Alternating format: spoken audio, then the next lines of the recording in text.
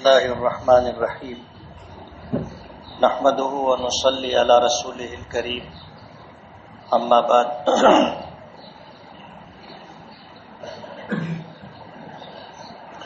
اعوذ باللہ من الشیطان الرجیم بسم اللہ الرحمن الرحیم اقرأ باسم ربک الذی خلق خلق الانسان من علق اقرأ وربک الاکرم الذی علم بالقلم علم الانسان ما لم يعلم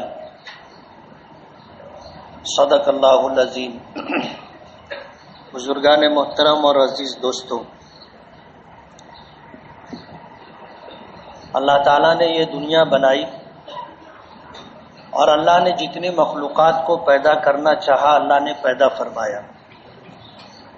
ان مخلوقات کی تعداد کیا ہے اللہ ہی بہتر جانتا ہے۔ وجہ اس کی یہ ہے کہ اللہ علیم ہے اور اللہ کا علم پوری کائنات کو محیط ہے، ایک چیز بھی اللہ کے علم سے باہر نہیں۔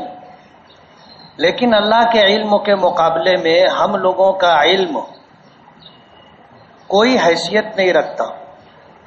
وہ واقعہ آپ نے سنا ہوگا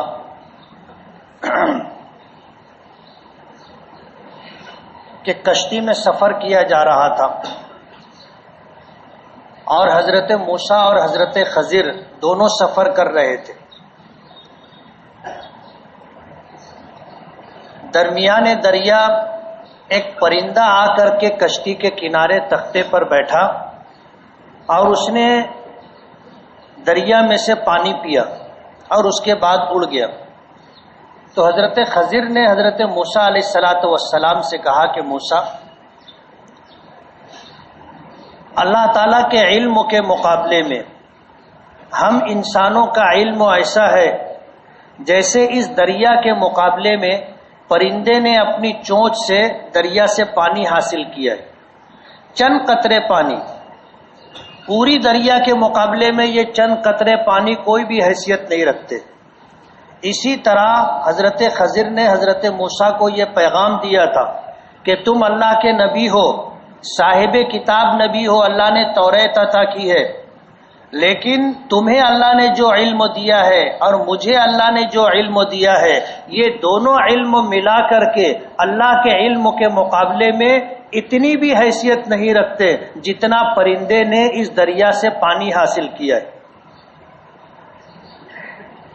اور یہ طے شدہ بات ہے کہ ہر زمانے میں اللہ انبیاء کرام علیہم السلام کو سب سے زیادہ علم عطا کرتا، تاکہ دنیا کے کسی شخص کو ان کی اتباع اور پیروی کرنے میں عار نہ ہو کہ میں تو زیادہ پڑھا ہوا ہوں، میرے پاس زیادہ علم ہے، ان کے پاس علم کم ہے، میں کیسے ان کے ہاتھ پر ایمان لاؤں، ان کی اتباع اور پیروی کیسے کروں۔ آدمی کو ایک جھجک ہوتی ہے اور بسا اوقات یہی چیز کسی چیز کو ماننے میں رکاوٹ بنتی ہے۔ اس لیے انبیاء کرام علیہم السلام کو اللہ پاک نے ظاہری اور باطنی تمام خوبیوں میں اپنے زمانے میں سب سے زیادہ کمال عطا کیا تھا۔ کسی نبی کے بارے میں نہیں سنا ہوگا کہ وہ کالے رنگ کے ہو، کسی نبی کے بارے میں نہیں سنا ہوگا کہ وہ ہاتھ پیر یا جسمانی طور پر معذور ہو، کسی نبی کے بارے میں کوئی ایک بات بھی ایسی نہیں سنی ہوگی جو ان کی شخصیت کے ساتھ مناسبت نہ رکھتی ہو۔ اللہ تعالیٰ نے نبیوں کو بھیجا تو سب سے زیادہ خوبصورت بنا کر کے، تاکہ کسی وجیح اور کسی خوبصورت آدمی کو بھی ان کے پیچھے چلنے میں عار محسوس نہ ہو۔ سب سے زیادہ دانش مند، عقل مند بنایا تاکہ کسی عقل مند شخصوں کو، سمجھدار شخصوں کو ان کی اتباع کرنے میں کوئی عار نہ ہو، ورنہ لوگ کہیں گے میں تو سمجھتا ہوں، ان کو کیا سمجھتا ہے۔ تو ظاہری اور باطنی جتنی خوبیاں ہو سکتی ہیں، نبی اپنے زمانے کے لوگوں میں سب سے زیادہ لائق اور فائق ہوتا ہے۔ لیکن حضرت خضر نے یہ پیغام دیا تھا، اور اس لیے دیا تھا کہ حضرت موسیٰ علیہ السلام نے ایک مرتبہ بہت اچھا واعظ فرمایا۔ مجلس میں سے کسی شخص نے تعریف کی اور یہ پوچھا کہ آپ سے زیادہ بھی صاحب علم کوئی ہے؟ حضرت موسیٰ علیہ السلام نے نبی ہونے کی حیثیت سے یہ کہہ دیا کہ نہیں، سب سے زیادہ علم میرے پاس ہے. اللہ کو یہ چیز پسند نہیں آئی، اور اللہ پاک نے حضرت موسیٰ علیہ الصلاۃ والسلام پر وحی بھیجی، اور اس وحی کا ایک جملہ تھا جسے ہمارے آقا جناب رسول اللہ صلی اللہ علیہ وسلم نے اپنی حدیث میں ذکر کیا، اور امام بخاری رحمۃ اللہ علیہ نے اس پورے واقعے کو ذکر کرتے ہوئے اس جملے کو بیان کیا کہ اللہ پاک نے حضرت موسیٰ پر وحی بھیجی تو یہ کہا بلا عبدنا خضر، کیوں نہیں، تم سے زیادہ علم رکھنے والا ہمارا ایک بندہ ہے خضر. حضرت موسیٰ کو تنبہ ہو گیا، اور حضرت موسیٰ نے پھر اللہ کی بارگاہ میں توبہ، اللہ کی بارگاہ میں ندامت کا اظہار کیا، اور حضرت خضر سے ملاقات کی خواہش ظاہر کی. اللہ پاک نے حضرت خضر تک پہنچا دیا. اب جب حضرت خضر تک پہنچا دیا تو یہ پہلا سفر تھا. حضرت موسیٰ نے گزارش کی کہ مجھے اپنے ساتھ رہنے کا موقع عطا کرے، مجھے اپنے ساتھ رہنے کا موقع عطا کرے. اسی سے ہمارے اکابرین اور بزرگوں نے یہ مسئلہ مستنبط کیا ہے کہ کسی صاحب نسبت، صاحب معرفت، اللہ کی ولایت رکھنے والے شخص کے ساتھ رہنا نبیوں کا طریقہ ہے. حضرت موسیٰ اللہ کے نبی تھے، اور جنہیں اللہ نے نبوت کا مقام عطا کیا، جنہیں اللہ نے توریت جیسی عظیم الشان کتاب عطا کی، اور جنہیں اللہ تعالیٰ نے ایک بڑی امت کا نبی اور رسول بنایا، وہ حضرت خضر کے ساتھ رہنے کی گزارش کرتے ہیں کہ مجھے اپنی خدمت میں اپنے ساتھ کچھ وقت رہنے کا موقع عطا کرے. تو کسی بزرگ کی ساتھ رہنا، معیت میں رہنا، یہ نبیوں کا طریقہ رہا ہے، اور یہ وہ چیز ہے جو انسانی زندگی پر بہت زیادہ اثر انداز ہوتی ہے. حضرت خضر نے ایک شرط رکھی تھی، میرے ساتھ رہو گے، کچھ کہنا نہیں، کسی بات پر نقد مت کرنا. جیسے بعض لوگوں کی عادت ہوتی تنقید کرنے کی، ایسا کیوں کیے، یہ کیوں کیے، ایسا کیوں ہوا. انہوں نے پہلی شرط رکھی، میرے ساتھ رہو گے، خاموش رہنا. حضرت موسیٰ نے منظور کر لیا. سفر ہوا، کشتی میں بیٹھے، اسی کشتی کا یہ واقعہ ہے.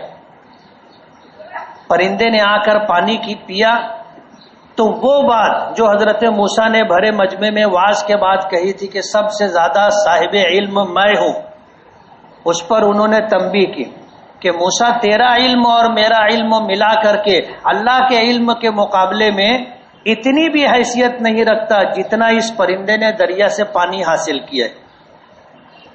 اب ظاہر بات ہے حضرت موسیٰ کو تو جو آدمی جتنا زیادہ صاحب علم ہوتا ہے، سمجھدار ہوتا ہے، اتنی جلدی اشارے اور کنایے کی بات سمجھتا ہے. حضرت موسیٰ کے لیے یہ پہلا ڈوز تھا، اور یہیں سے حضرت موسیٰ کو احساس ہو گیا کہ اپنی کیا حیثیت ہے. اب چلتے رہے، کشتی نے دریا پار کیا. جو ہی دریا سے اترے حضرت خضر نے کشتی کو نقصان پہنچایا. حضرت موسیٰ کہنے لگے عجیب آدمی ہو، ان لوگوں نے ہمارے ساتھ احسان کیا، دریا پار کروایا، ہم سے اجرت بھی نہیں لی، کرایہ بھی نہیں لیا، اور آپ نے ان کی کشتی کا نقصان کر دیا. تو کہنے لگے کہ موسیٰ، میں نے کہا تھا کہ میرے ساتھ رہنا تو خاموش رہنا. حضرت موسیٰ علیہ الصلاۃ والسلام نے کہہ دیا کہ مجھ سے سہو ہو گیا، اب نہیں کہوں گا. بستی میں پہنچے، بستی والوں سے کھانا مانگا. بستی اس زمانے میں مسافروں کے لیے راستے میں کھانے کا کوئی نظم نہیں ہوتا تھا. بستی میں جاتے تھے، لوگوں سے گزارش کرتے تھے، لوگ اپنے یہاں سلاتے بھی تھے، کھلاتے بھی تھے، مہمانی بھی کرتے تھے. بستی میں جا کر کے کھانا مانگا. بستی کے لوگ عجیب تھے، کہنے لگے کہ چلو رستہ لو، کھانا بھی نہیں ہے، ٹھکانا بھی نہیں. اب ظاہر بات ہے کہ اب مسافر آدمی ہے، کھانا کہیں ملتا نہیں ہے، بستی والوں سے مانگا، بستی والوں نے دینے سے انکار کر دیا. تھوڑا سا آگے بڑھے، ایک دیوار گر رہی تھی. حضرت خضر آگے بڑھ کر کے ہاتھ لگا کر کے دیوار کو سیدھا کر دی. یہ ان کی کرامت تھی، دیوار ٹھیک ہو گئی. حضرت موسیٰ کہنے لگے کہ دیوار گر رہی تھی، آپ کو ٹھیک ہی کرنا تھا تو کم سے کم کوئی اجرت لے لیتے، کچھ کھانے کا انتظام تو ہو جاتا۔ حضرت خضر نے کہا کہ دیکھو تم دوسری مرتبہ بولے، دوسری مرتبہ بولے۔ اب ظاہر بات ہے حضرت موسیٰ کو پھر تنبؤ ہو گیا، خاموش ہو گئے، کہنے لگے کہ اب نہیں بولوں گا۔ پہلی مرتبہ بھول کر کے بولا، دوسری مرتبہ ضرورت کے لیے بولا۔ اب بستی سے نکل رہے تھے، بچے کھیل رہے تھے، حضرت خضر نے ایک بچے کا سر پکڑ کر کے کچھ جھٹکا دیا، بچے کا انتقال ہو گیا۔ حضرت موسیٰ سے برداشت اور چپ بھی نہیں رہ سکتے تھے۔ حضرت موسیٰ اللہ کے نبی تھے اور یہ چیز قتل عمد ہے، گناہ کبیرہ ہے، اور اللہ کا کوئی بھی نبی کسی نافرمانی کو دیکھ کر کے چپ نہیں رہ سکتا۔ حضرت موسیٰ نے اعتراض کیا کہ یہ کیا کیا آپ نے؟ تو کہنے لگے کہ بس اب تمہارا ہمارا تعلق ختم۔ اور پھر حضرت موسیٰ سے کہا کہ موسیٰ، جس کشتی پر ہم نے سفر کیا تھا یہ کشتی آگے جا رہی تھی اور آگے ایک ظالم بادشاہ تھا جو لوگوں کی اچھی کشتیاں چھین رہا تھا، تو میں نے کشتی کا نقصان کیا تھوڑا سا تاکہ عیبدار ہو جائے تو وہ بادشاہ کشتی نہ چھینے۔ یہ مزدور لوگ ہیں، لوگوں سے جو ہے کرایہ لے کر کے گزر بسر کرتے ہیں، کشتی چھن جاتی تو بھوکے رہتے۔ اب ظاہر بات ہے یہ بات حضرت موسیٰ کو نہیں معلوم تھی، لیکن حضرت خضر کو معلوم تھی۔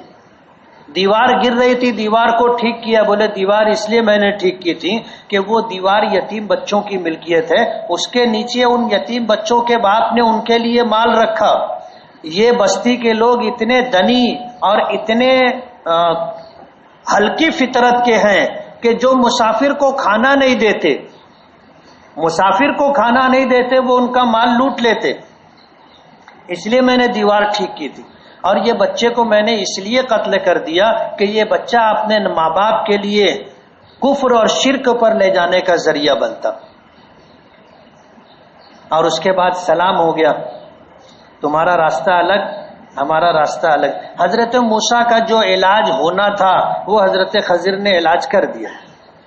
کسی اللہ والے کی خدمت میں آدمی اسی لیے رہتا ہے کہ اس کے اندر جو باطنی عیوب ہوتے ہیں ان کی اصلاح ہوتی ہے، اس اللہ والے کی معرفت۔ مولانا عبد الماجد دریا بادی رحمۃ اللہ علیہ بہت بڑے صاحب قلم، صاحب علم آدمی گزرے، ایک قرآن پاک کی تفسیر بھی لکھی ہے، تفسیر ماجدی۔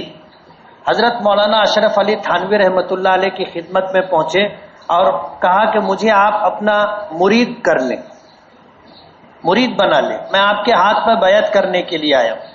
حضرت مولانا عبد الماجد دریا بادی نے کہا کہ آپ شیخ الاسلام حضرت مولانا حسین احمد مدنی رحمۃ اللہ علیہ کے پاس چلے جائیں، ان سے بیعت ہو جائے۔ مولانا عبد الماجد دریا بادی رحمۃ اللہ علیہ کہنے لگے کہ میں پہلے ان کے ہی پاس گیا تھا، میں ان کے ہی پاس گیا تھا تو انہوں نے مجھے آپ کے پاس بھیجا ہے تو میں آپ کے پاس آیا ہوں۔ تو حضرت مولانا اشرف علی تھانوی رحمۃ اللہ علیہ نے کہا کہ ٹھیک ہے، مجلس میں بیٹھ جائیے، آپ اچھی طرح غور و فکر کر لیں، بیعت بعد میں کریں۔ حضرت مولانا عبد الماجد دریا بادی رحمۃ اللہ علیہ اپنے آپ کو صاحب علم اور صاحب قلم سمجھتے تھے اور تھے بھی، لیکن بات یہ تھی کہ ہونا الگ چیز ہے اور آدمی میں اس احساس کا پیدا ہو جانا کہ نہیں بس میں تو۔ اب کچھ ایسی باتیں تھیں حضرت مولانا عبد الماجد دریا بادی رحمۃ اللہ علیہ کے دل میں، جو اعتراضات تھے تصوف و سلوک کے متعلق اور دین کی کچھ باتوں کے متعلق اور بزرگوں کی خدمت میں رہ کر کے وقت گزارنے کے تعلق سے۔ حضرت مولانا اشرف علی تھانوی رحمۃ اللہ علیہ نے ان کو مجلس میں شرکت کی اجازت دے دی، بیعت نہیں فرمایا۔ اور اس کے بعد جب انہوں نے تقریر کی، حضرت مولانا اشرف علی تھانوی رحمۃ اللہ علیہ نے، تقریر ختم ہو گئی تو حضرت مولانا عبد الماجد دریا بادی رحمۃ اللہ علیہ کہتے ہیں میرے دل میں 20 اعتراضات تھے اور ایک اعتراض بھی میں زبان پر نہیں لایا، لیکن میرے تمام اعتراضات کے جوابات حضرت مولانا اشرف علی تھانوی رحمۃ اللہ علیہ نے ایک ہی مجلس میں دے دیے، اور مجھے یہ احساس ہوا کہ میں اپنے آپ کو صاحب علم سمجھتا ہوں، صاحب قلم سمجھتا ہوں، میرے اعتراض کا جواب لوگوں کے پاس نہیں ہے ایسا میں سمجھتا تھا، لیکن مختصر سی ایک مجلس میں میرے تمام اعتراضات کے جواب حضرت مولانا اشرف علی تھانوی رحمۃ اللہ علیہ نے دے دیے۔ اس سے انہیں احساس ہو گیا کہ علم کس کو کہتے ہیں، اور اس بات کا احساس ہو گیا کہ اللہ تعالیٰ اپنے کچھ بندوں کے دلوں میں بات القا کرتے ہیں، بات ڈالتے ہیں، اور اس بات کا احساس ہو گیا کہ جو اللہ کے ولی، صاحب نسبت، صاحب معرفت لوگ ہوتے ہیں ان کو کشف ہوتا ہے، آنے والے شخص کے بارے میں پتہ چل جاتا ہے کہ یہ شخص کیا کہنا چاہتا ہے، اس کے دل میں کیا بات ہے، اور یہ کیا کرتا ہے، اس کے اعمال کے بارے میں بھی ان کو پتہ چل جاتا ہے کہ یہ چوری کرتا ہے، زنا کرتا ہے، جوا کھیلتا ہے، پڑوسیوں کو تکلیف دیتا ہے، ماں باپ کو تکلیف دیتا ہے، بیوی بچوں کے حقوق ضائع کرتا ہے، کیا اس کے اندر برائی ہے، انہیں اللہ تعالیٰ اس کا کشف عطا کر دیتے، اور اس چیز کا ان کو اعتراف نہیں تھا، کشف کو نہیں مانتے تھے، اور یہ بزرگوں کی کرامات میں سے ہے۔ اور اہل سنت والجماعت کا عقیدہ ہے کہ جس طرح انبیاء کرام کو اللہ تعالیٰ معجزات عطا کرتے ہیں، اسی طرح اولیاء کرام کو اللہ پاک کرامات عطا کرتے، یعنی جو چیز ہمارے لیے ناممکن ہے ان کے لیے ممکن ہوتی ہے۔ حضرت مولانا اشرف علی تھانوی رحمۃ اللہ علیہ کی خدمت میں آ کر کے حضرت مولانا عبد المجید دریابادی رحمۃ اللہ علیہ کو یہ احساس ہوا کہ ہاں علم کس کو کہتے۔ کہنے لگے حضرت مجھے بیعت کر لیں، بولے ابھی اور سوچ لو۔ کہنے لگے اب مجھے سوچنا نہیں ہے، آپ بیعت کر لو۔ تو پھر انہوں نے بیعت کیا تو یہ کہہ دیا کہ یہاں رہو گے تو یہاں رہنے کی یہ شرائط ہے، ہمارے ساتھ رہنا چاہتے ہو، شرائط یہ ہے، اس پر عمل کرو گے تو رہنا، نہیں عمل ہو سکے گا تو تشریف لے جاؤ۔ حضرت مولانا اشرف علی تھانوی رحمۃ اللہ علیہ کے خلیفہ تھے عزیز الحسن مجذوب، انگریزوں کے زمانے میں الہ آباد ہائی کورٹ کے جج تھے۔ وہ ایک دن کے لیے ہفتے میں آتے تھے، اور پھر جب ریٹائر ہو گئے تو آ کر کے مستقل انہوں نے رہنا شروع کیا۔ ان کی کسی بات سے حضرت نے ناراض ہو کر کے ان کو خانقاہ سے نکال دیا، اور مریدین سے کہا کہ ان کا سامان اٹھا کر کے باہر کر دو۔ وہ کوئی معمولی آدمی نہیں تھے، معمولی آدمی نہیں تھے، انگریزوں کے زمانے میں ہائی کورٹ کے جج تھے۔ جب ان کو باہر کیا تو باہر ظاہر بات ہے وہ گئے نہیں، باہر ہی انہوں نے اپنا بستر لگایا اور باہر بیٹھ گئے، اور کہنے لگے اندر ان کی حکومت ہے اور باہر میری حکومت ہے۔ وہ مجھے اندر سے نکال سکتے تھے لیکن یہاں سے نہیں اٹھا سکتے۔ اب ظاہر بات ہے یہ بہت بڑی بے عزتی کی بات ہے، لیکن اللہ والوں کی طرف سے اس قسم کے حالات جو ہوتے ہیں آدمی کا علاج ہوتا ہے۔ ہر جانے والے کے ہاتھ سے وہ ایک شعر لکھ کر کے اندر بھیج دیتے تھے، شاعر تھے بہت اچھے، وہ پہنچتا تھا حضرت دیکھتے رہتے تھے، دیکھتے رہتے تھے، دیکھتے رہتے تھے۔ اس کے بعد جب ایک شعر انہوں نے لکھ کر کے بھیجا تو حضرت خود باہر گئے، مولانا اشرف علی تھانوی رحمۃ اللہ علیہ، اور پھر ان کو اپنے ساتھ لے کر کے اندر آئے اور یہ فرمایا کہ میرے پاس پیسہ نہیں ہے، آج اگر میرے پاس 1,00,000 روپیہ ہوتا تو میں تمہارے اس شعر کے اوپر 1,00,000 روپیہ تم کو انعام کے طور پر دیتا ہوں۔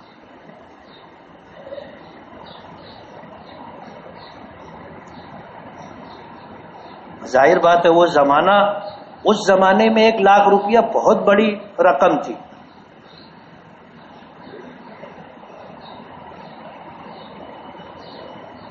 تو اللہ والوں کے ساتھ رہنا نبیوں کا طریقہ ہے۔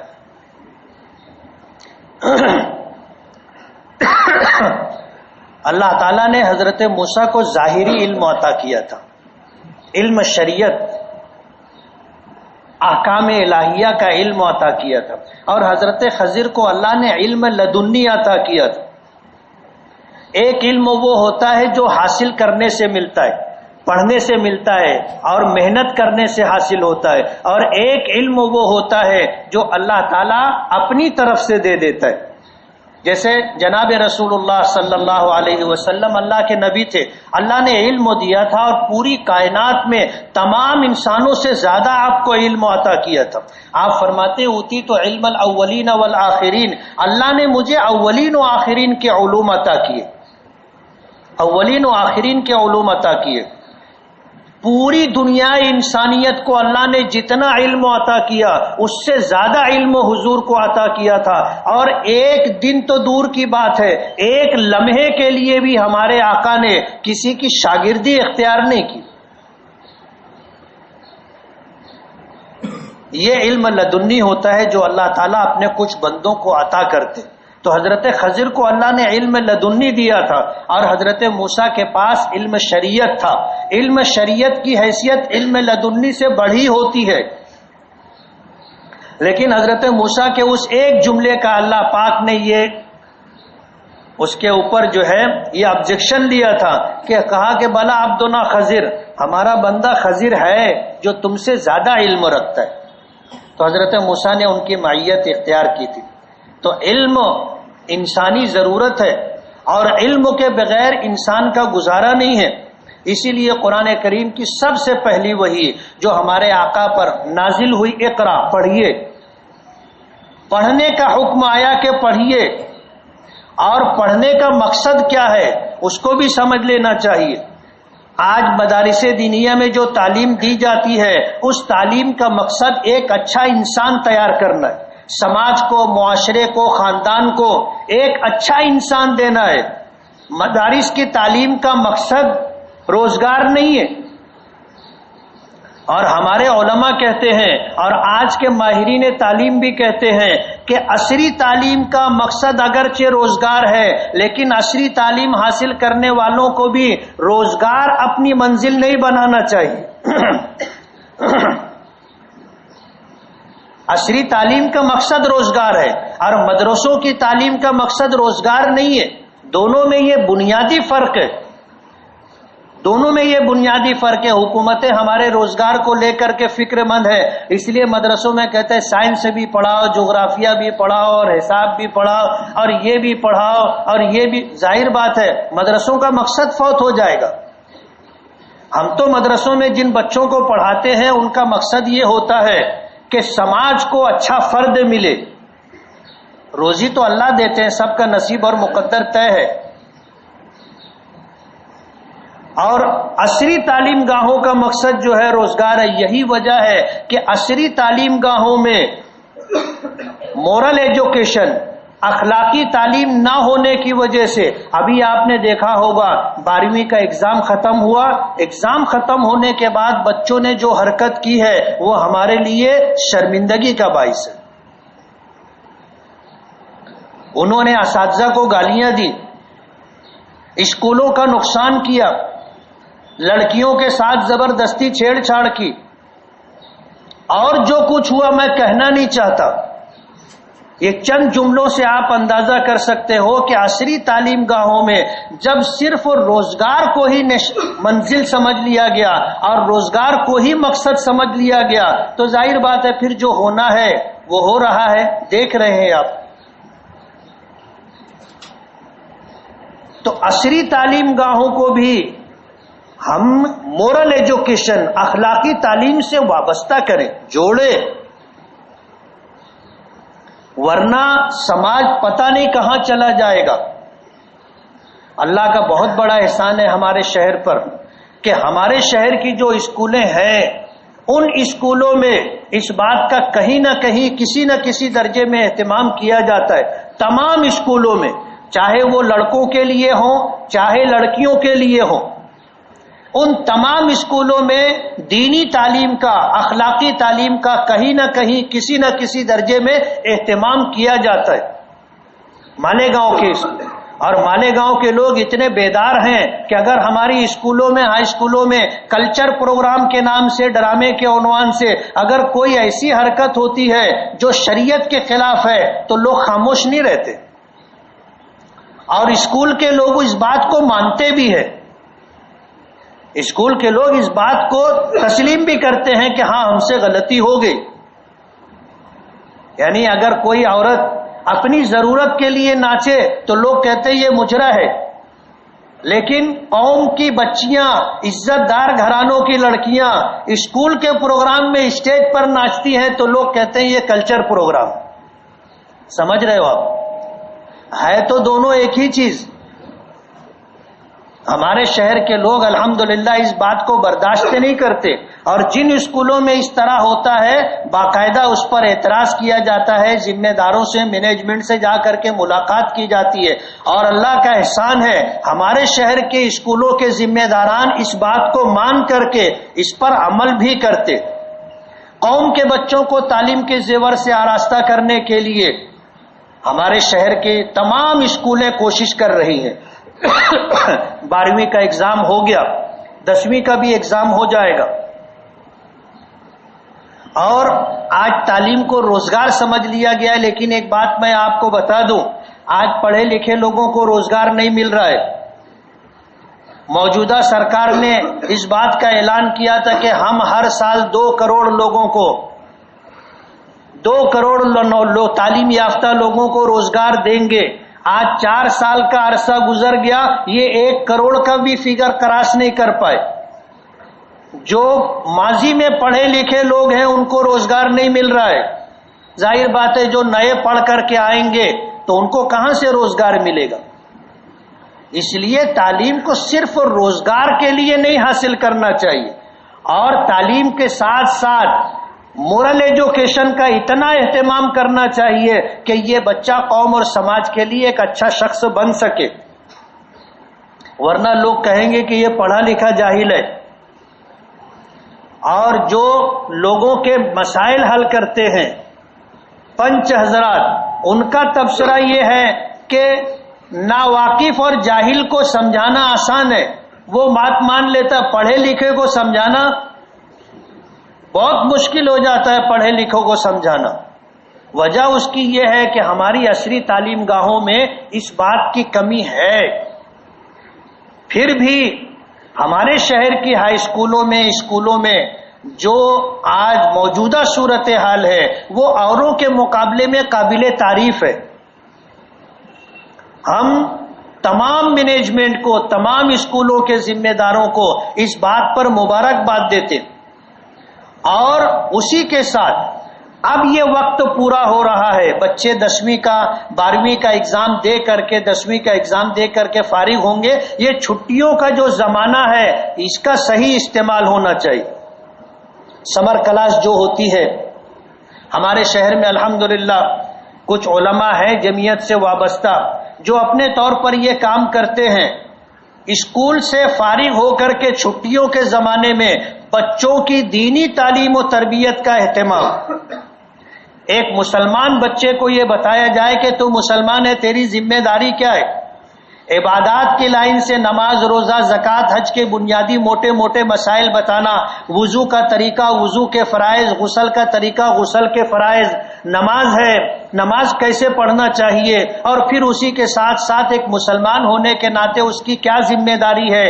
اس کو اپنے ماں باپ کے ساتھ، اپنے بھائی بہنوں کے ساتھ، اپنے خاندان کے بڑوں کے ساتھ، سماج اور محلے کے ذمہ داروں کے ساتھ، چھوٹوں کے ساتھ کس طرح پیش آنا چاہیے، یہ اخلاقی تعلیم دی جاتی ہے اور اس کا نصاب بھی بنا ہوا ہے. لڑکیوں کے تعلق سے کلاس ہوتی ہے جس میں خاص طور پر پاکی ناپاکی کے مسائل بتائے جاتے ہیں. ان لڑکیوں کو جو بڑی کلاس کی بچیاں ہیں 10ویں اور 12ویں کی، ان کو یہ سمجھایا جاتا ہے کہ کل تمہارا نکاح، شادی ہونے والی ہے تو شوہر کے ساتھ اور شوہر کے گھر میں ان کے بڑوں کے ساتھ تمہیں کیسے رہنا ہے. امور خانہ داری کہ وہاں جانے کے بعد جو کام آج تک ماں باپ کے گھر تم نے نہیں کیا تم کو وہاں پر کرنا ہے.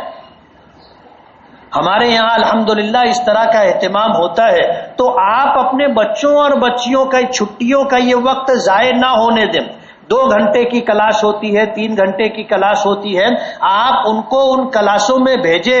یہ آپ کی ذمہ داری تھی، آپ سے نہیں پوری ہو سکی. آج سماج کے لوگ، ہمارے شہر کے علماء اور خواتین جو عالمات ہیں وہ اس بات کا اہتمام کر رہے. تو کم سے کم ہم اپنے بچوں کی چھٹیوں کا صحیح استعمال کریں. اور ان کو ان کلاسوں میں اہتمام کے ساتھ بھیجیں۔ ہم نے تو یہ سوچا ہے کہ رمضان المبارک سے پہلے ایک تمام مسجد کے ائمہ کرام کا ایک پروگرام رکھیں گے، اور وہ تربیتی پروگرام رہے گا۔ کچھ مسجدوں میں نماز پڑھنے کا اتفاق ہو رہا ہے۔ اس بات کو بہت شدت کے ساتھ میں نے محسوس کیا کہ ہمارے کچھ ائمہ کرام ہیں جن کی تربیت ضروری ہے، وہ ہمارے امام ہیں، اور جب ہمیں نماز پڑھاتے ہیں تو نماز سنت اور شریعت کے مطابق ہونی چاہیے، اور امام پوری مسجد کے لوگوں کی نماز کا ذمہ دار ہوتا ہے۔ حضور نے فرمایا الامام ضامن، امام سب کی نمازوں کا ذمہ دار ہے۔ اگر امام کی نماز صحیح نہیں ہے تو کسی کی بھی نماز صحیح نہیں ہوگی، اور امام کی نماز نہیں ہوئی تو کسی کی بھی نماز نہیں ہوگی۔ تو اس بات کو محسوس کیا جمعیت کے پلیٹ فارم سے انشاءاللہ ہم رمضان سے پہلے تمام ائمہ کرام کا ایک تربیتی پروگرام رکھیں گے، جن میں ان کو نماز کے مسائل، امامت کے مسائل، تراویح کے مسائل، یہ ساری چیزیں انہیں بتائیں گے۔ سنت اور شریعت کے مطابق نماز کس طرح پڑھی جاتی ہے، اس بات کا ان کو تربیت میں اس بات کا انہیں علم دینے کی کوشش کریں گے۔ اسی کے ساتھ ایک پروگرام یہ بھی ذہن میں ہے کہ غیر شادی شدہ لڑکوں کا اور غیر شادی شدہ لڑکیوں کا بھی پروگرام رکھا جائے۔ شادی سے پہلے انہیں یہ بتایا جائے کہ شادی کر لینے کے بعد تمہاری ذمہ داری کیا ہوگی، بیوی کا تم پر کیا حق ہوگا، اور بیویوں کو یہ بتایا جائے کہ لڑکیوں کو یہ بتایا جائے کہ بیوی بننے کے بعد تمہاری کیا شرعی ذمہ داری ہوگی، شوہروں کے ساتھ، اسی طرح ساس سسر کے ساتھ، اور گھر کے دیگر افراد کے ساتھ تمہیں کس طرح رہنا ہے۔ آج اس بات کی ضرورت اس لیے محسوس کی جا رہی ہے کہ بہت سارے پنچ حضرات جب آتے ہیں مسائل لے کر کہ اس بات کا تذکرہ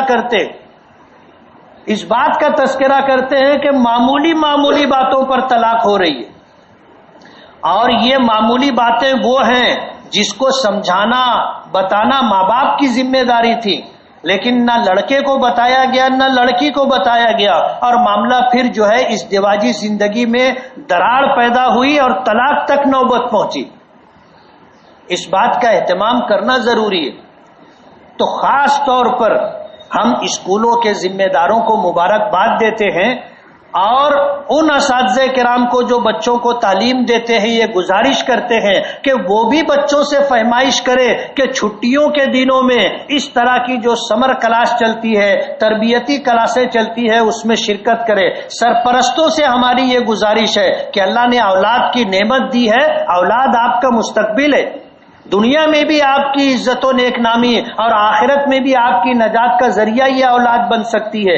نبی کریم صلی اللہ علیہ وسلم کا ارشاد مبارک ہے کہ اولاد ماں باپ کی کمائی ہے، ہماری یہ کمائی کیسے محفوظ رہے، یہ ضائع اور برباد نہ ہو، اس کی فکر کرنا ماں باپ کی ذمہ داری ہے۔ اس لیے چھٹیوں کا یہ وقت ضائع نہ ہو، یہ مہینہ ڈیڑھ مہینہ جو چھٹیوں کا ہے دینی لائن سے استعمال ہو جائے، اور ہمارے بچوں کی تربیت ہو جائے، ہمارے بچوں کو ایک مسلمان ہونے کے ناطے دین کا بنیادی علم مل جائے، ان کی نمازیں ٹھیک ہو جائے، اور انہیں اخلاقی تعلیم مل جائے۔ اس بات کے لیے تمام سرپرستوں کو فکر مند ہونا ضروری ہے۔ اللہ تعالی ہمیں عمل کی توفیق عطا فرمائے۔ وآخر دعوانا ان الحمد للہ رب العالمین۔